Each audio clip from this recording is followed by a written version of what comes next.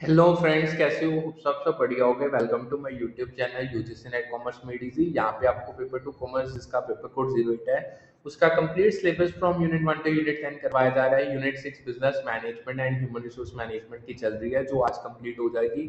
सिर्फ 2 सेशंस रह गए हैं और सारे along with previous year questions मैंने आपको करवा दिए हैं। सो स्टार्ट करते हैं। आज का जो हमारा टॉपिक है वो है पर्सनैलिटी। देखो, पर्सनैलिटी एक इंडिविजुअल का वो यूनिक साइकोलॉजिकल मेकअप है जो उनके ट्रेड्स, करेक्टरिस्टिक्स और बिहेवियरल पैटर्न से बनता है। ये डिसाइड करता है कि वो वर्क प्लेस में कैसे टास्क अप्रोच करते हैं, कोलीग्स के साथ कैसे इंटरेक्ट करते हैं और चैलेंजेस को कैसे हैंडल करते हैं। अगर हम यही परसेप्शन की बात करें, दूसरे हाथ पे ये बताता है कि इंडिविजुअल्स अपने इन्वायरमेंट के स्टिमुली जैसे वर्क हो गया, पीपल हो गया, इवेंट्स हो गया, को कैसे इंटरप्रेट और सेंस बनाते हैं। ठीक है जी। सो इनको हम डिटेल में करने जा रहे हैं। स्टार्ट करते हैं विद पर्सनैलिटी। पर्सनैलिटी वो यूनिक सेट है ट्रेड्स का, करेक्टरिस्टिक्स का और बिहेवियरल पैटर्न्स का, जो एक इंडिविजुअल को डिफाइन करता है। ये बताता है कि दुनिया को कैसे देखता है वो पर्सन, कैसे काम करता है और वर्क प्लेस में कोलिग्स के साथ कैसे डील करता है। पर्सनैलिटी एक ब्लूप्रिंट है जो पर्सन की अप्रोच टू टास्क क्या है, उनके रिलेशनशिप्स क्या है और चैलेंजेस को शेप करता है। की फीचर्स की बात करें, डिस्टिंक्टिव मेकअप। हर इंडिविजुअल का पर्सनैलिटी यूनिक होता है, इन्फ्लुएंस्ड होता है जेनेटिक्स से, इन्वायरमेंट उसे इन्फ्लुएंस करती है और इवन एक्सपीरियंसेस भी इन्फ्लुएंस करते हैं। वर्क प्लेस का भी इम्पैक्ट पड़ता है। पर्सनैलिटी टीम वर्क से भी, डिसीजन मेकिंग होगी और जॉब परफॉर्मेंस पे भी असर डालती है। ठीक है जी। डायनामिक नेचर है, पर्सनैलिटी स्टेबल होती है बट कॉन्टेक्स्ट के साथ अडेप्ट भी कर सकती है। अगर एग्जांपल दूं, एक एक्सट्रोवर्टेड एम्प्लॉय टीम मीटिंग्स में एनर्जेटिक होता है, जबकि इंट्रोवर्टेड एम्प्लॉय डीप एनालिसिस में शाइन करता है। ठीक है। अब एक आता है MTI फ्रेमवर्क। ये प्रीवियस ईयर क्वेश्चन है, बहुत इंपॉर्टेंट है। मायर्स ब्रिग्स टाइप इंडिकेटर एक पॉपुलर पर्सनैलिटी असेसमेंट टूल है जो कार्ल जंग के थ्योरीज पे बेस्ड है। ये इंडिविजुअल्स को 4 मेन डायमेंशन या डाइकोटॉमीज के बेसिस पे कैटेगराइज करता है, जिससे 16 पॉसिबल पर्सनैलिटी टाइप्स बनती हैं, जैसे ESTJ, ENFP, INTJ। ये सारे हम डिटेल में करेंगे।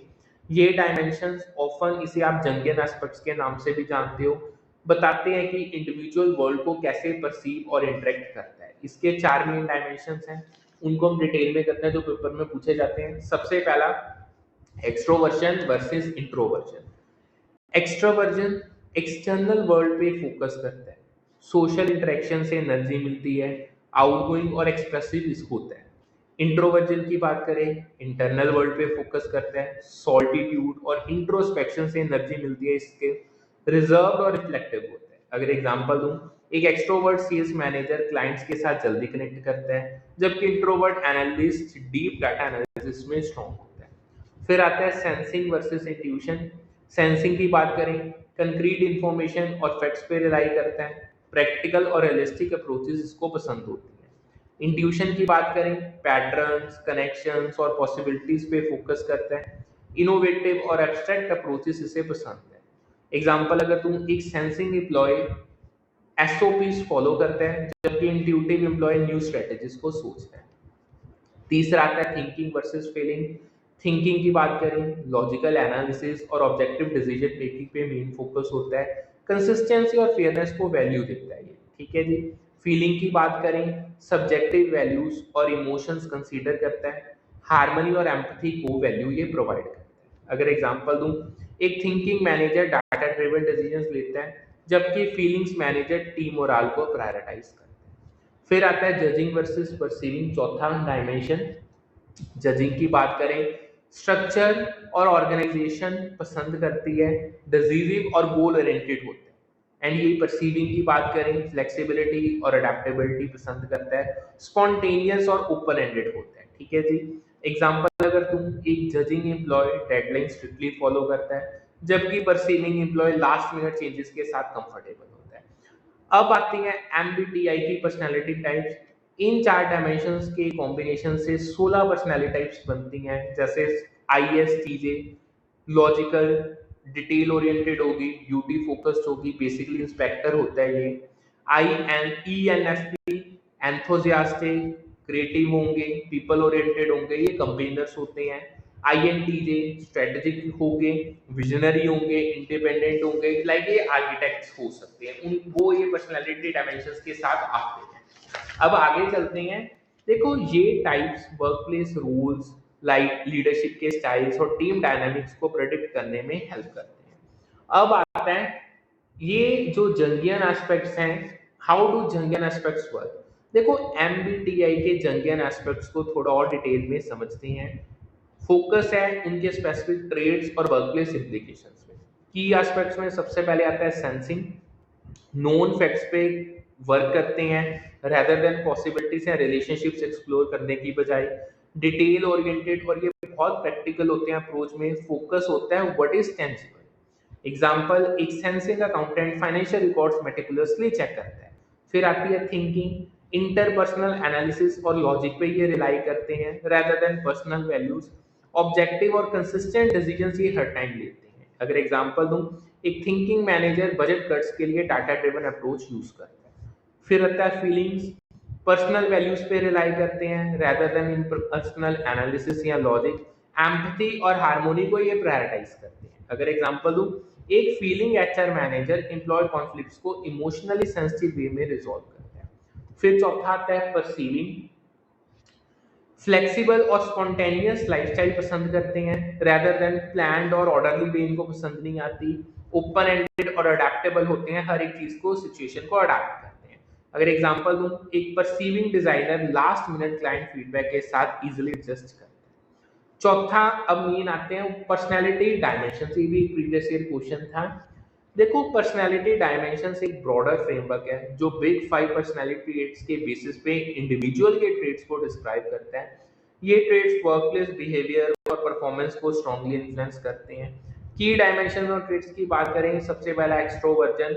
इसमें जो ट्रेट्स आते हैं, टॉकटिव होता है बंदा, असर्टिव होता है, सोशलेबल है, इजीली इंटरेक्शन करता है, आउटगोइंग होता है, यानी सोशल सेटिंग्स में एनर्जाइज्ड होते हैं और लीडरशिप रोल में ये शाइन करते हैं। अगर एग्जांपल दूं, एक एक्सट्रोवर्टेड सेल्स रिप्रेजेंटेटिव क्लाइंट्स के साथ जल्दी रैपिड बनाता है, ठीक है।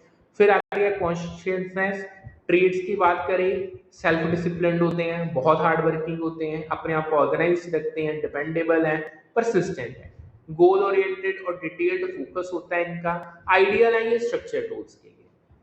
अगर एग्जांपल दूं, एक conscious accountant deadline strictly meet करता है, ठीक है जी। फिर आते हैं इमोशनल स्टेबिलिटी। ट्रेड्स की बात करें, बहुत काम, शांत, पेशेंट होते हैं, हैप्पी रहते हैं, सिक्योर होते हैं, यानी स्ट्रेसफुल सिचुएशन में कंपोज्ड रहते हैं, इनसे टीम की स्टेबिलिटी बढ़ती है। अगर एग्जांपल दूं, एक इमोशनली स्टेबल मैनेजर क्राइसिस में काम डिसीजंस लेता है। ओपननेस टू एक्सपीरियंस, इसके ट्रेड्स की बात करें, बहुत क्रिएटिव आइडियाज होंगे, क्यूरियस होंगे नई चीजों को लेके, इंटेलेक्चुअल है, एबिलिटी बहुत अच्छी है, इमेजिनेटिव होते हैं, आर्टिस्टिकली सेंसिटिव होते हैं, न्यू आइडियाज और इनोवेशन के लिए ओपन होते हैं, क्रिएटिव रोल्स के लिए सबसे आइडियल है। एग्जांपल अगर दूं, एक open designer innovative marketing campaigns बनाता है। अब आगे चलते हैं एप्टीट्यूड। देखो aptitude test specifically design test हैं जो एक इंडिविजुअल की नेचुरल एबिलिटीज या टैलेंट्स को असेस करते हैं जो पर्टिकुलर जॉब या फील्ड के लिए रिक्वायर्ड होती हैं। ये टेस्ट कॉग्निटिव एबिलिटीज जैसे लॉजिकल रीजनिंग हो गया, प्रॉब्लम सॉल्विंग हो गया, न्यूमेरिकल या वर्बल रीजनिंग हो गया, स्पेशियल अवेयरनेस हो गया या मैकेनिकल कॉम्प्रिहेंशन हो गया, ये उनको मेजर करते हैं। इसके की फीचर्स की बात बताऊं, inherent aptitudes, potential to learn और स्किल्स एक्वायर करने की एबिलिटी को ये इवेल्युएट करके आपको बताते हैं। जॉब फील्ड, एम्प्लॉयज को बताते हैं कि कैंडिडेट स्पेसिफिक रोल में कितना सक्सेसफुल हो सकता है। अगर एग्जांपल दूं, एक सॉफ्टवेयर डेवलपर के लिए एप्टीट्यूड टेस्ट लॉजिकल रीजनिंग और कोडिंग पोटेंशियल चेक करता है। अब आगे आते हैं अचीवमेंट टेस्ट। अचीवमेंट टेस्ट एक इंडिविजुअल के नॉलेज और स्किल्स के लेवल को मेजर करते हैं जो उन्होंने ऑलरेडी किसी स्पेसिफिक एरिया या सब्जेक्ट में लर्न किया है। ये टेस्ट जॉब रिलेटेड प्रोफिशिएंसी और एक्सपर्टाइज को इवैल्यूएट करते हैं। इसके की फीचर्स अगर बताऊं, लर्नड नॉलेज होती है, यानी what the individual has achieved या मास्टर्ड, ये उसको असेस करते हैं। जॉब रेलेवेंस, स्पेसिफिक रोल के रिक्वायर्ड स्किल्स को ये वैलिडेट करते हैं, ठीक है जी।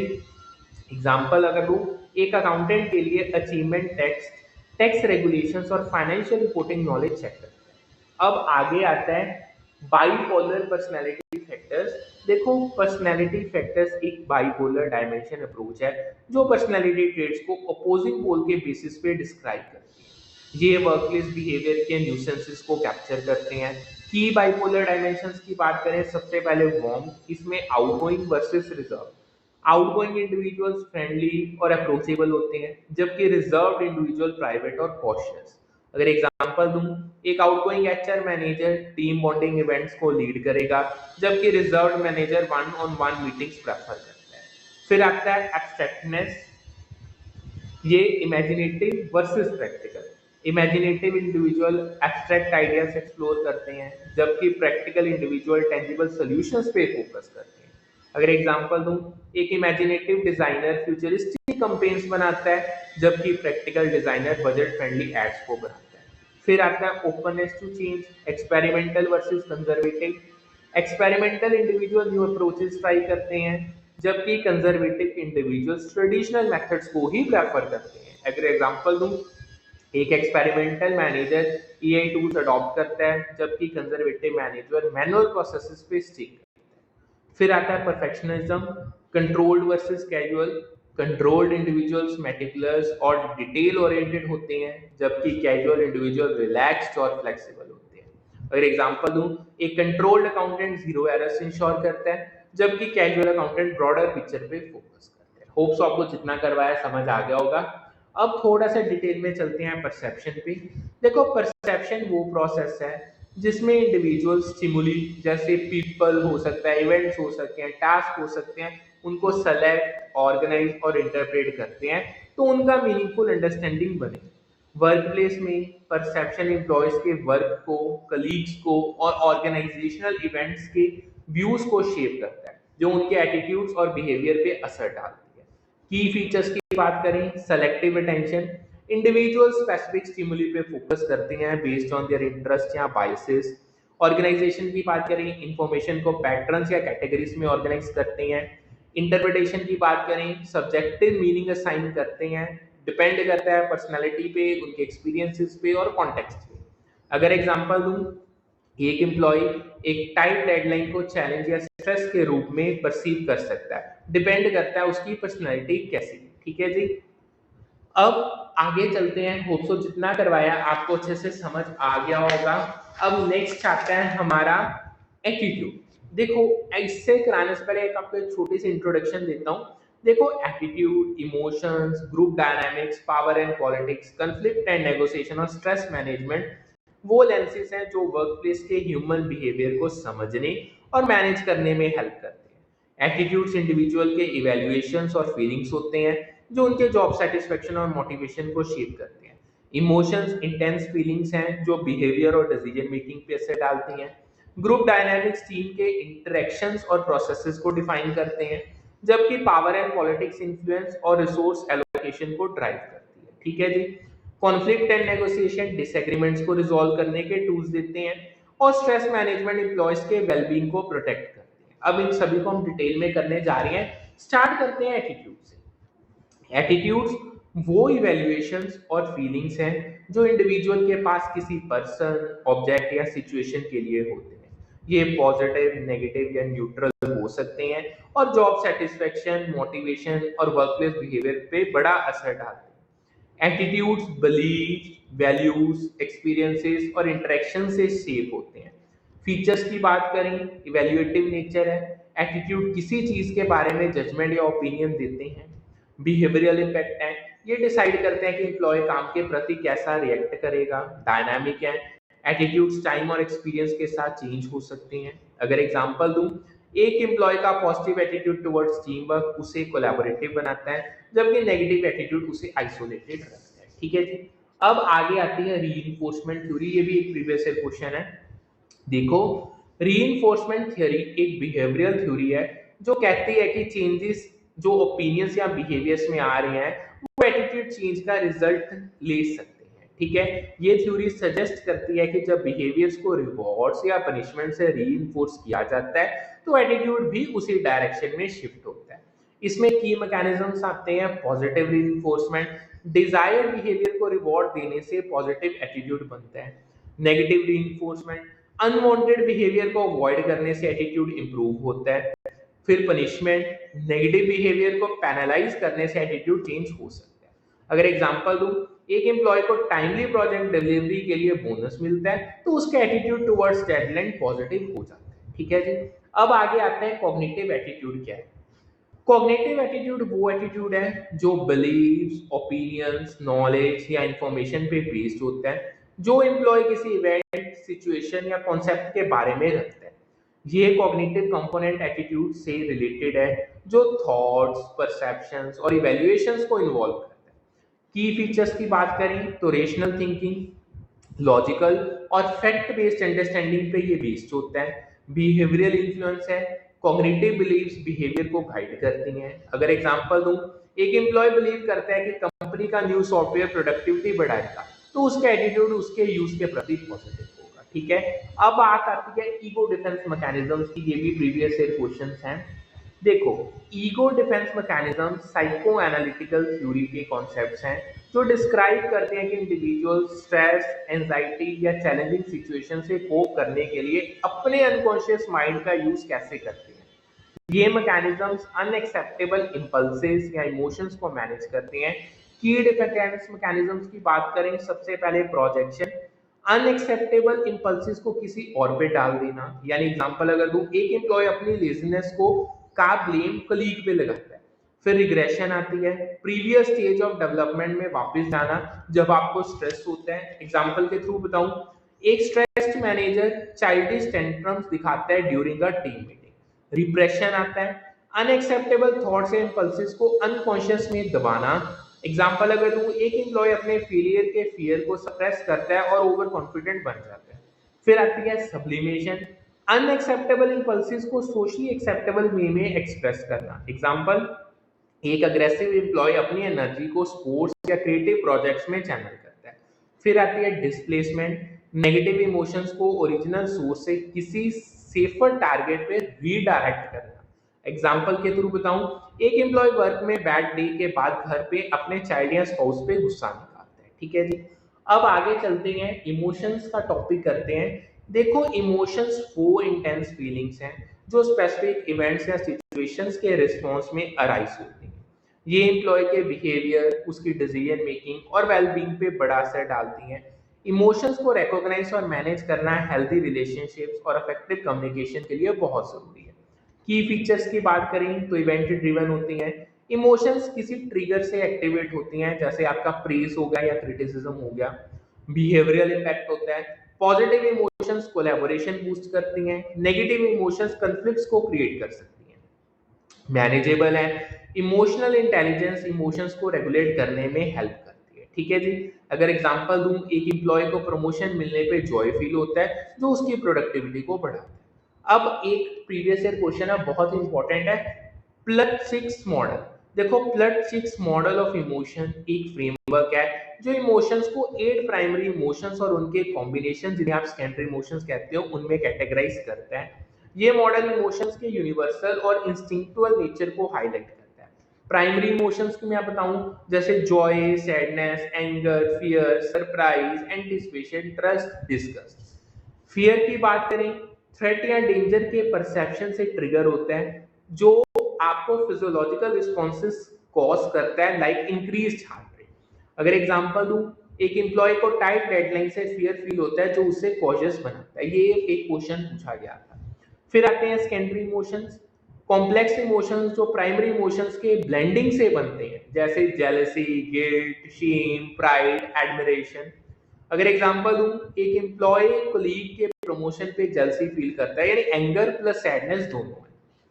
आगे चलते हैं, नेक्स्ट टॉपिक आता है how to manage resistance to change. देखो, रेजिस्टेंस टू चेंज तब होती है जब एम्प्लॉयज चेंज से ओवरवेल्म्ड या अनसर्टेन फील करते हैं, स्पेशली जब उन्हें लगता है कि न्यू डिमांड्स उनके कैपेसिटी से ज्यादा है, यानी उनको फियर ऑफ ओवरलोड है। इस रेजिस्टेंस को मैनेज करने का बेस्ट वे है रोल क्लैरिटी या डेफिनेशन प्रोवाइड करना। इसमें कुछ की स्ट्रेटेजीज आती हैं। रोल क्लैरिटी, सबसे पहले क्लियर एक्सपेक्टेशंस, रिस्पॉन्सिबिलिटीज और स्कोप डिफाइन करना ताकि एम्प्लॉयज को अपने रोल्स का एग्जैक्ट आइडिया हो। अलाइनमेंट, चेंज को ऑर्गेनाइजेशनल गोल के साथ अलाइन करना ताकि एम्प्लॉयज इसे मीनिंगफुल समझे। अगर एग्जांपल दूं, एक कंपनी न्यू सॉफ्टवेयर इंप्लीमेंटेशन के टाइम पे एम्प्लॉयज को क्लियर रोल डिस्क्रिप्शंस और ट्रेनिंग देती है। अब आगे चलते हैं, नेक्स्ट आता है ग्रुप डायनामिक्स। ग्रुप डायनामिक्स वो इंटरेक्शंस, रिलेशनशिप्स और प्रोसेसेस हैं जो टीम्स या ग्रुप्स के अंदर होते हैं। ये इंक्लूड करते हैं कम्युनिकेशन पैटर्न्स, लीडरशिप के स्टाइल्स, रोल्स हो गए, नॉर्म्स हो गए, कोहेशन हो गया और कॉन्फ्लिक्ट्स जो टीम परफॉर्मेंस को शेप करते हैं। इसके की एलिमेंट्स की बात करें, कम्युनिकेशन, कैसे टीम मेंबर्स एक दूसरे से बात करते हैं, roles and norms, defined responsibilities और बिहेवियर एक्सपेक्टेशंस क्या है, कोहेशन, टीम यूनिटी और सेंस ऑफ बिलोंगिंग क्या है। अगर एग्जांपल दूं, एक प्रोजेक्ट टीम में ओपन कम्युनिकेशन और क्लियर रोल्स हाई कोहेशन और प्रोडक्टिविटी क्रिएट करते हैं। अब बात आती है ग्रुप नॉर्म्स की। What are the group norms? इसको अब करते हैं। देखो, ग्रुप नॉर्म्स वो बिलीव्स, एटीट्यूड, ट्रेडिशन और एक्सपेक्टेशन है जो ग्रुप मेंबर्स के बीच शेयर्ड होते हैं। ये इनफॉर्मल रूल्स और स्टैंडर्ड्स होते हैं जो ग्रुप के एक्शंस और इंटरेक्शंस को गाइड और रेगुलेट करते हैं। की फीचर्स कहूँ, social influence, norms group consensus और सोशल प्रेशर से इमर्ज करते हैं। बिहेवियरल गाइड है, एक्सेप्टेबल और अनएक्सेप्टेबल बिहेवियर डिफाइन करते हैं। कोहेशन ड्राइवर है, नॉर्म्स ग्रुप आइडेंटिटी और यूनिटी को स्ट्रेंथन करते हैं। अगर एग्जांपल दूं, एक टीम का नॉर्म है कि सब मीटिंग्स में पंक्चुअल होंगे जो डिसिप्लिन मेंटेन करते हैं। अब आते हैं पावर एंड पॉलिटिक्स पे। पावर वो एबिलिटी है जो किसी इंडिविजुअल या ग्रुप के पास होती है टू इन्फ्लुएंस या कंट्रोल करने के लिए अदर्स, दूसरों के बिहेवियर्स को, डिसीजंस को या आउटकम्स को। पॉलिटिक्स पावर और इन्फ्लुएंस टैक्टिक का यूज है टू पर्सनल या ग्रुप गोल्स को अचीव करने के लिए। ठीक है जी। डायनामिक्स की बात करें, पावर के सोर्सेस, एक्सपर्टाइज हो सकता है, अथॉरिटी हो सकती है, रिलेशनशिप्स हो सकती हैं या रिसोर्सेज से पावर भी मिलती है। पॉलिटिकल बिहेवियर की बात करें, अलायंसेस बनाओ, इंफॉर्मेशन कंट्रोल करना या लॉबिंग करना। अगर एग्जांपल दूं, एक मैनेजर अपने एक्सपर्टाइज का यूज करता है टू टीम डिसीजंस इन्फ्लुएंस करने के लिए। अब आती है बात रेफरेंट पावर की। देखो, ये प्रीवियस क्वेश्चन है। रेफरेंट पावर वो पावर है जो मैनेजर या लीडर के डिजायर से आती है टू आइडेंटिफाई विद या इमिटेट किसी सबऑर्डिनेट या कलीग के साथ। ये चेरिश्मा, लाइकेबिलिटी या एडमायर्ड क्वालिटीज पे बेस्ड होती है। अगर की फीचर्स बताऊं, personal appeal, referent power emotional connection या एडमिरेशन से बनती है। इन्फ्लुएंशियल टूल है, एम्प्लॉय लीडर को फॉलो करते हैं क्योंकि वो उन्हें इंस्पायर करते हैं। अगर एग्जांपल दूं, एक चैरिस्मेटिक टीम लीड अपने पॉजिटिव एटीट्यूड से टीम को मोटिवेट करते हैं। ठीक है जी। अब बात आती है कॉन्फ्लिक्ट एंड नेगोशिएशन। कॉन्फ्लिक्ट तब होता है जब इंडिविजुअल्स या ग्रुप्स के बीच डिसएग्रीमेंट्स या इनकम्पैटिबल इंटरेस्ट होते हैं। ये कंस्ट्रक्टिव यानी प्रॉब्लम सॉल्विंग या डिस्ट्रक्टिव रिलेशनशिप डैमेज कर सकता है, उस दोनों हो सकते हैं। नेगोशिएशन एक प्रोसेस है जिसमें म्यूचुअली एक्सेप्टेबल एग्रीमेंट्स बनाए जाते हैं ताकि कॉन्फ्लिक्ट्स को रिजॉल्व किया जा सके। की इनसाइट्स की बात करें, कॉन्फ्लिक्ट्स के टाइप्स जो पूछे जाते हैं, टास्क रिलेटेड यानी फॉर एग्जांपल वर्क गोल्स हो गए, रिलेशनशिप बेस्ड हो सकता है, पर्सनल डिफरेंसेस से अराइज हो सकते हैं। नेगोशिएशन गोल्स की बात करें, विन विन आउटकम्स जो सबके इंटरेस्ट को बैलेंस करें। अगर एग्जांपल दूं, एक टीम टास्क प्रायोरिटीज पे डिसएग्री करती है लेकिन नेगोशिएशन के थ्रू कंप्रोमाइज पे पहुंचती है। अब बात आती है स्ट्रेस की। स्ट्रेस वो फिजिकल, इमोशनल और साइकोलॉजिकल रिस्पॉन्स है जो इंडिविजुअल्स एक्सपीरियंस करते हैं जब उन्हें लगता है कि सिचुएशन के डिमांड्स उनके कोपिंग एबिलिटी से ज्यादा है। Workplace stress high workloads, time pressure, interpersonal conflicts और ऑर्गेनाइजेशनल चेंजेस से अराइज होता है। की स्ट्रेटजीज क्या हैं? स्ट्रेस मैनेजमेंट टेक्निक्स हैं, माइंडफुलनेस, टाइम मैनेजमेंट करो, एक्सरसाइज करो, वर्क लाइफ बैलेंस बनाओ, फ्लेक्सिबल आवर्स होने चाहिए, रिमोट वर्क ऑप्शंस होनी चाहिए, सपोर्ट सिस्टम्स, काउंसलिंग करो, पीयर सपोर्ट ग्रुप्स की हेल्प लो। एग्जांपल अगर दूं, एक कंपनी योगा सेशंस और मेंटल हेल्थ वर्कशॉप्स ऑफर करती है अपने एम्प्लॉयज का स्ट्रेस को रिड्यूस करने के लिए। ठीक है जी। सो यहाँ पे हमारा आज का सेशन होता है कंप्लीट। होप सो आपको सारा अच्छे से समझ आ गया होगा। कोई डाउट है तो आप पूछ सकते हो। पेपर टू कॉमर्स का आपको complete syllabus from unit 1 to unit 10 करवाया जा रहा है। यूनिट 6 चल रही है, आज ये कंप्लीट हो जाएगी, कल से हम यूनिट 7 स्टार्ट करेंगे। So do like subscribe and share the channel. Revision series general paper 1 और पेपर 2 कॉमर्स की दोनों की यूट्यूब पे अवेलेबल है एंड इवन टेलीग्राम चैनल पे पीडीएफ्स अवेलेबल है जिसका लिंक यूट्यूब डिस्क्रिप्शन में है। सो करते हैं सेशन वाइंड अप, फिर मिलेंगे with a new session with a new set of topics. Thank you.